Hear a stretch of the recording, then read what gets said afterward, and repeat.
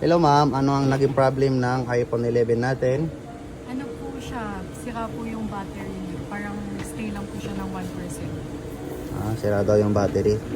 So sige, gawin namin to. Ayun nga, sinabi ng magandang dilag sa atin na nagwa 1% yung battery niya.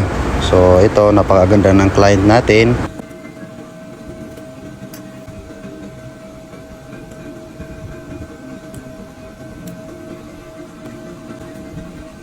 So ayun nga, natanggal ko na po yung lumang battery. So ang lumang battery is, ang manufacture niya is 2021. Yung bago po is 2023 yung manufacture ng battery. At saka mas mataas po yung milliampere niya dahil 3.5 po yung milliampere ng bagong battery. So medyo matagal malobat po.